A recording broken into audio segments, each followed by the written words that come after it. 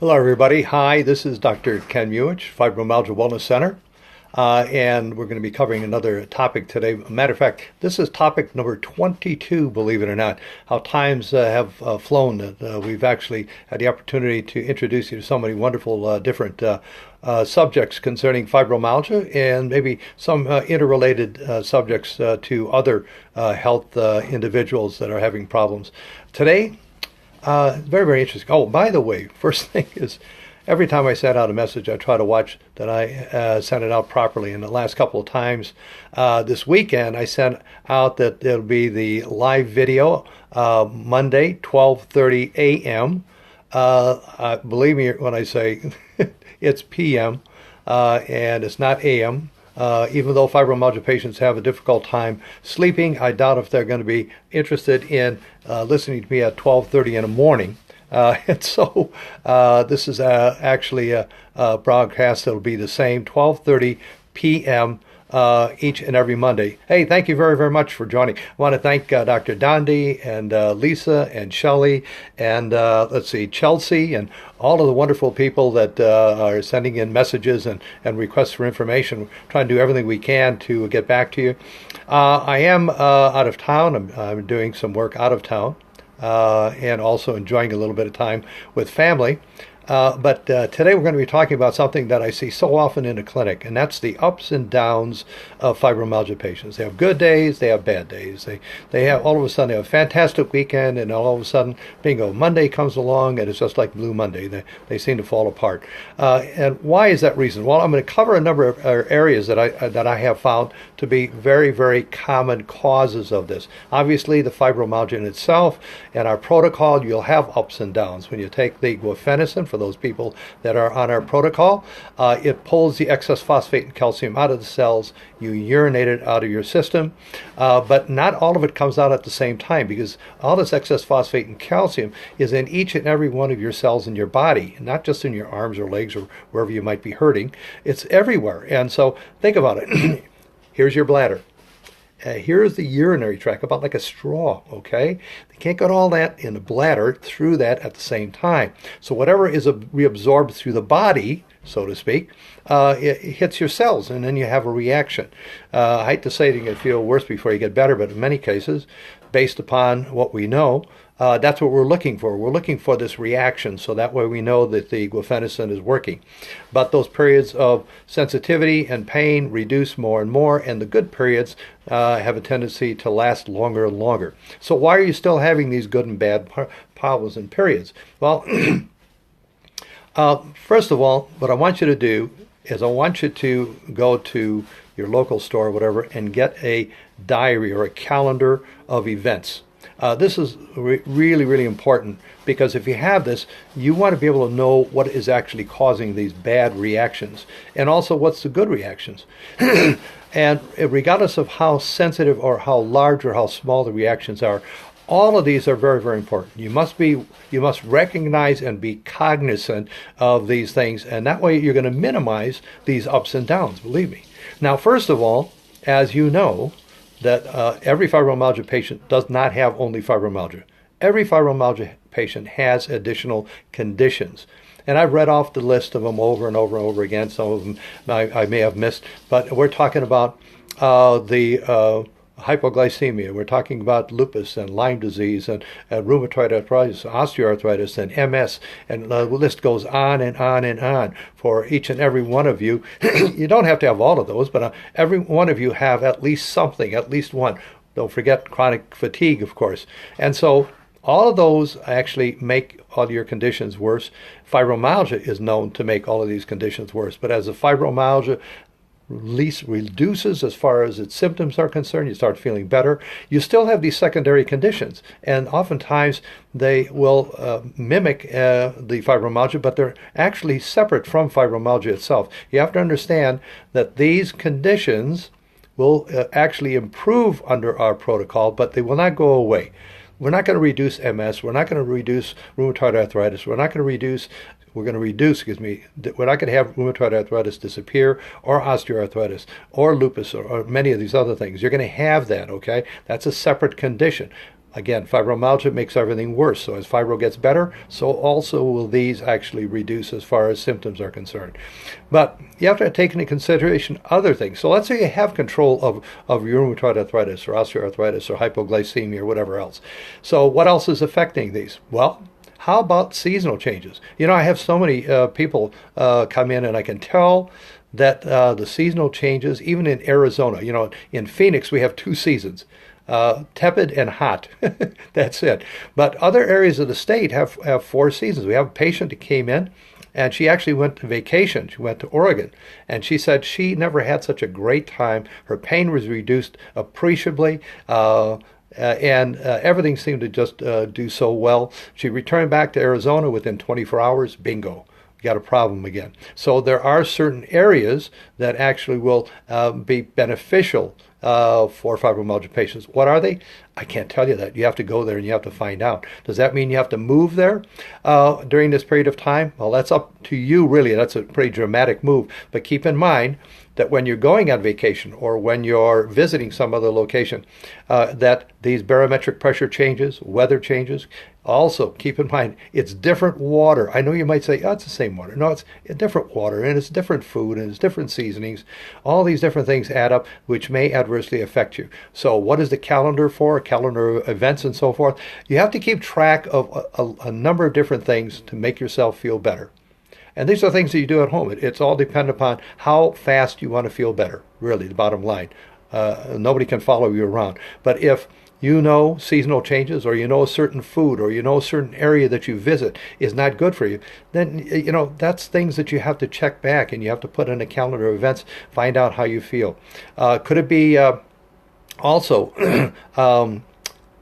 the dietary changes? Have you added something to your diet, or is there something still in your diet that's really bothering you? Don't be afraid to go through the protocol, again, the pre-protocol, to find out if there are certain foods that are adversely affecting you. Could it be the way you're actually cooking them or not cooking? Rare versus, of course, cooked or al dente. Okay, all of those things are very, very important. You have to take this upon yourself. I always say, any health condition, whatever it may be, especially diabetic, you have to know what is adversely affecting you so you stay away from it. And then you make the decisions as whether or not you want to stay healthy or get sicker. So the other thing is medicinal. Are you taking new medicines? Did you go to your doctor and he suggests, well, you've been on that long enough, let's try another kind of medication. We don't want you to keep taking the same thing. Or have you changed the amount of medication that you're actually taking? Increase or decrease? How about the stresses from home?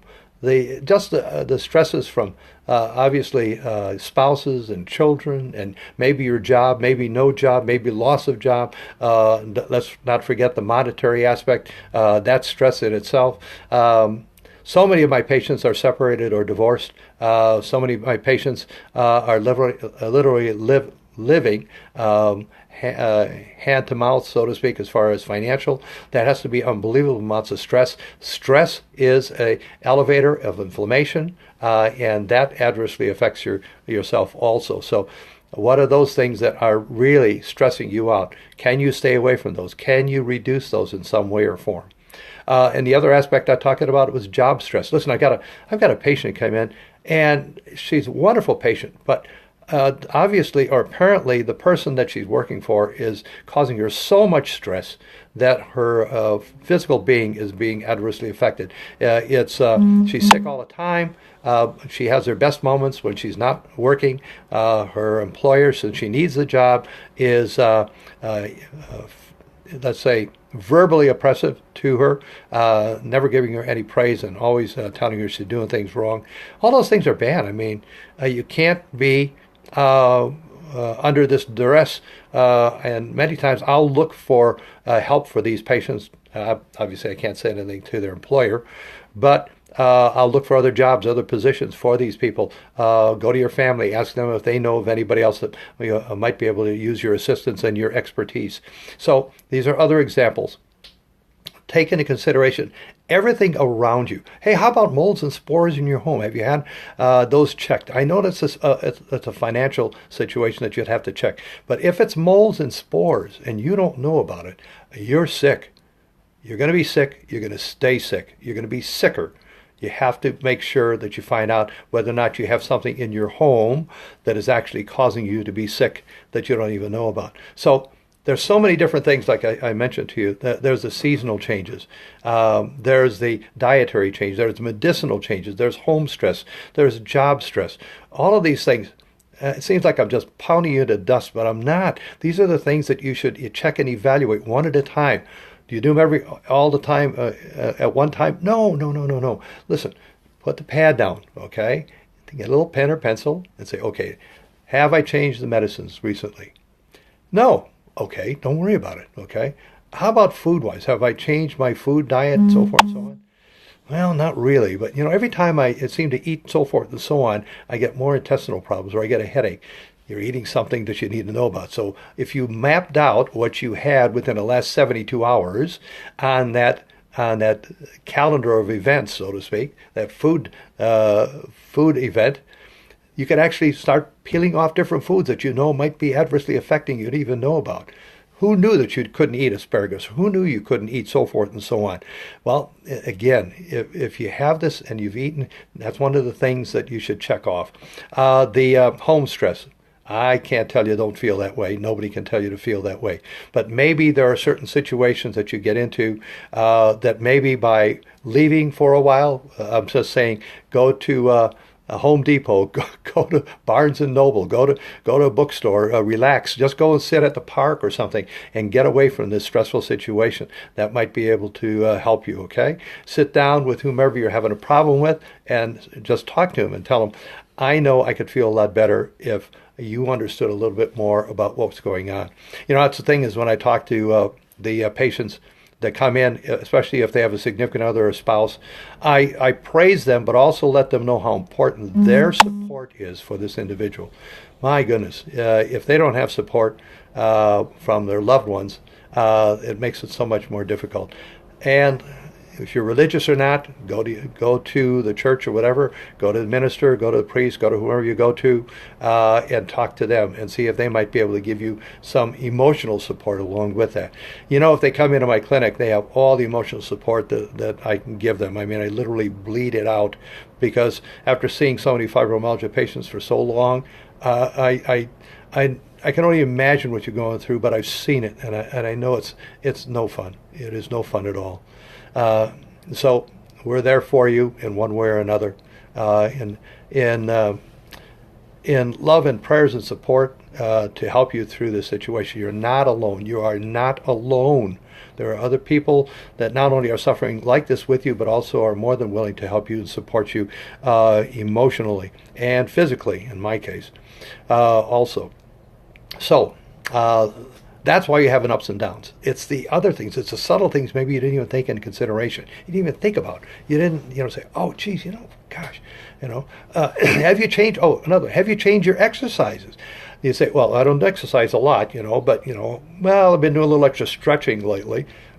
And I had a patient come in there and said, I'm feeling a bit better, fibro, but my muscles are really starting to hurt me. So, and after I started asking questions and so forth, I found out that they got on an exercise protocol along with this. You have to understand, if you've not been active for a long period of time, you will strain those muscles and you'll be sore for a little while.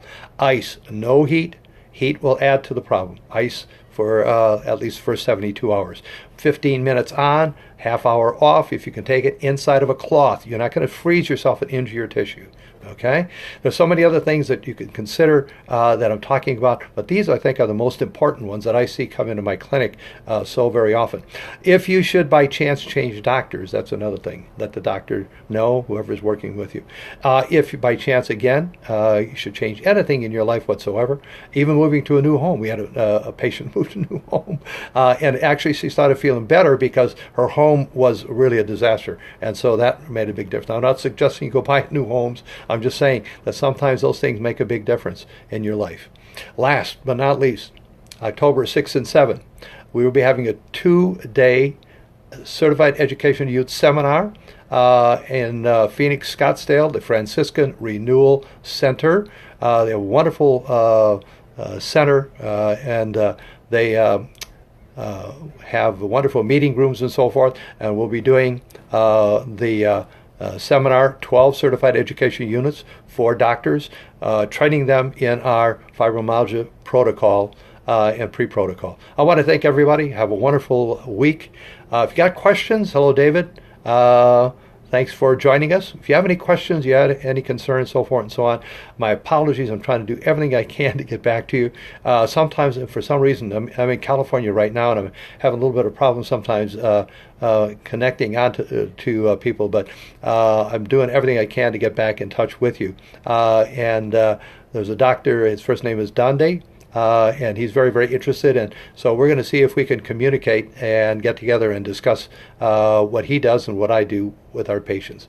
Thank you. Have a wonderful week, and I look forward to seeing and talking to you next week, 12:30 p.m. 12:30 in the afternoon every Monday, unless I say otherwise. I know it's next week is 4th of July, but I still would like to do another presentation and talk to you about something I think that would be really helpful for you, being a fibromyalgia patient or a fibromyalgia spouse, so forth and so on, family member, friend that is trying to help people that have fibromyalgia. Thank you so very, very much. And let's see, anything else I missed? No, that's it. Thank you very, very much. Have a great one. Okay, see you next week. Bye-bye.